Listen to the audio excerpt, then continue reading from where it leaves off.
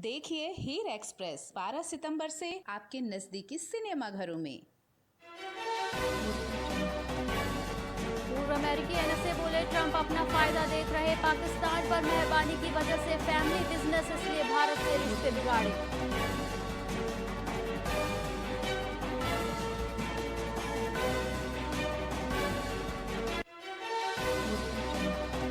अरशद मदनी बोले बेदखली अभियान दुर्भाग्यपूर्ण, सुप्रीम कोर्ट के नियमों का उल्लंघन। असम सीएम ने कहा मदनी खुदा नहीं, ज्यादा किया तो जेल भेज दूंगा।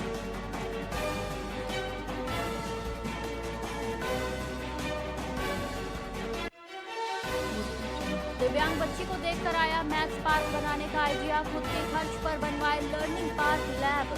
नेशनल टीचर्स अवार्ड के लिए चयनित डॉक्टर प्रज्ञा।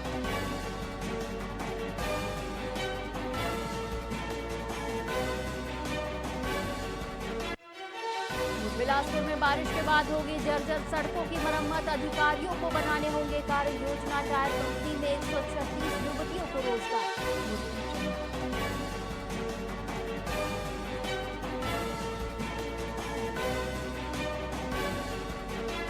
विराट कोहली ने लंदन में पास किया फिटनेस टेस्ट, बीसीसीआई अधिकारियों की निगरानी में हुआ विदेश में टेस्ट।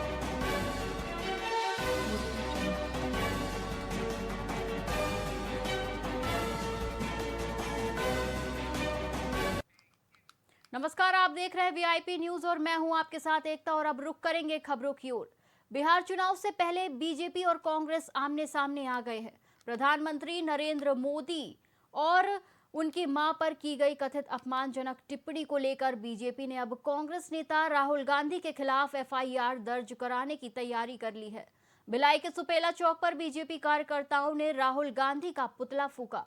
इस दौरान बीजेपी का आरोप है कि कांग्रेस ओछी राजनीति कर रही है और देश की जनता इसे बर्दाश्त नहीं करेगी।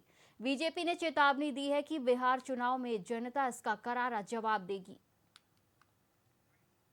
निश्चित रूप से जिस तरह से देश में राजनीति का स्तर इतना नीचा हो गया विपक्षियों के लिए, क्योंकि लगातार वो भी जो है 65 साल इस देश में राज किया, लेकिन इस तरह से राजनीति आज तक नहीं हुई। अगर माननीय हमारे प्रधानमंत्री, जो इतना लोकप्रिय प्रधानमंत्री है, जिसको 140 करोड़ जनता ने आशीर्वाद दिया है और विश्व का सबसे अधिक जो है लोकप्रिय नेता हमारे प्रधानमंत्री जी है, उनके माताओं को गाली देने का काम कांग्रेस पार्टी करती। कितने शर्म की बात है, शर्म करना चाहिए कांग्रेस पार्टी को। निश्चित रूप छत्तीसगढ़ के बेमेतरा में गौ सेवकों ने गाय को राजमाता का दर्जा दिए जाने की मांग की है। गौ सेवकों का कहना है कि गायों पर लगातार अत्याचार बढ़ रहे हैं। गौ माता की तस्करी, हत्या, रोड एक्सीडेंट में भयानक मौतें हो रही हैं। ऐसे में इनकी सुरक्षा पर विशेष ध्यान देने की आवश्यकता है।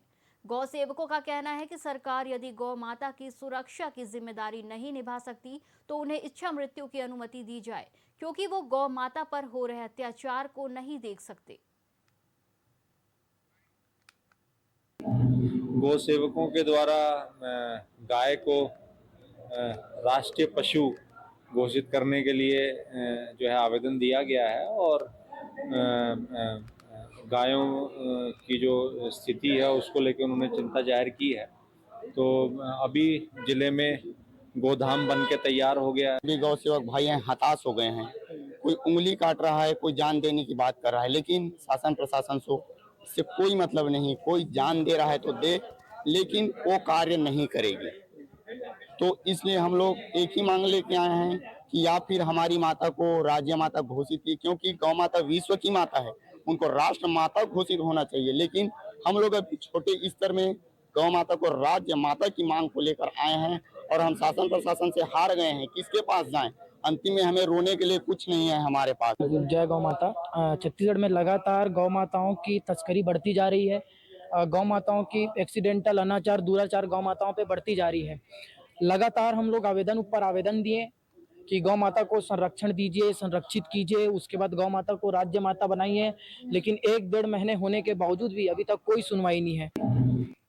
प्रदेश में नशे के कारोबार और ड्रग्स खुलासे में कांग्रेस नेताओं की संलिप्तता को लेकर भाजपा वरिष्ठ विधायक अजय चंद्राकर ने कड़ी टिप्पणियां की हैं। उन्होंने कांग्रेस को नगीने बताते हुए आरोप लगाया कि कई नेता नशे में रहते हैं। वहीं कांग्रेस प्रदेश अध्यक्ष दीपक बैज की ओर से मुख्यमंत्री को बाढ़ पीड़ितों के लिए सहायता पत्र लिखे जाने पर भी चंद्राकर ने सवाल उठाए। इसी बीच ईडी ने कृषि कारोबारी विनय गर्ग के ठिकानों पर छापे मारे। विधायक चंद्राकर ने कांग्रेस की आगामी बैठकों को भी अंदरूनी झगड़े की बैठक करार दिया है।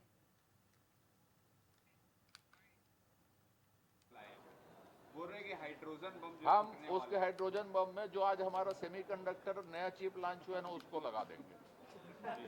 कि इसको जानो, इसको पढ़ो, इंडिया कहाँ जा रही है, ये जनहित के मुद्दे में बात करो। भारत कौन सी ऊंचाई में छू रहा है, उसकी प्रशंसा करना सीखो।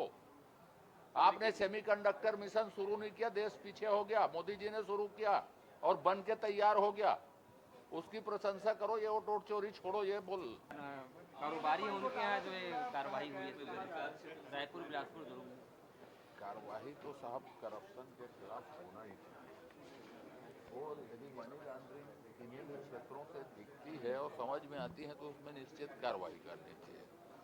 उसकी कार्रवाई की ये निरंतरता, उसमें क्या बोल रहा है। कांग्रेस की बैठक भी आज, कांग्रेस की बैठक किस लिए? आपस में लड़ने के लिए है, आरोप प्रत्यारोप के लिए है, किसी को दल से निकालने के लिए है? क्योंकि वहाँ अनुशासनात्मक कार्रवाई होनी हो, उसकी बैठक ही नहीं हो रही। उसकी कितनी है बैठक अनुशासनात्मक कार्रवाई करने के लिए? तो क्या बैठक है उनकी?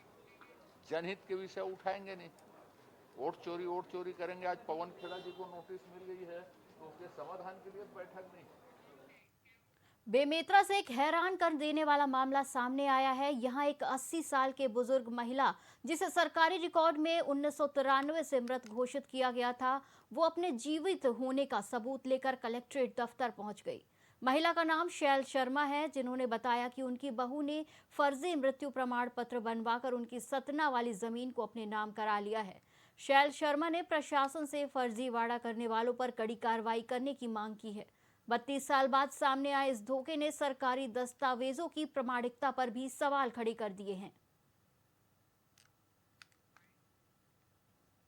मेरा समस्या है, मेरा फर्जी मृत्यु प्रमाण पत्र रंजना शर्मा लेके मेरा सतना में प्रॉपर्टी था, उसके पापा खरीदे थे, पैसा वही दिए थे, और मेरा छोटा लड़का उसको खरीदा था, वो उसको अपने नाम में करा दिए और मेरा मृत्यु प्रमाण पत्र फर्जी बनवा। जो हमारी चाची लगती है, वो अपने सास ससुर को मृत घोषित करके उनका फर्जी डेथ सर्टिफिकेट बनाकर सबमिट की है सतना में, और वहाँ पर एक मेरे दादा की स्वार्जित संपत्ति थी, उसको अपने नाम में चढ़वा लिए, उसको अपने नाम में उसके और उसकी बेटी के नाम में चढ़वा लिए कि हमारा कोई नहीं है, मेरे सास ससुर का एक्सपायर हो गए हैं और मैं इस परिवार की एक ही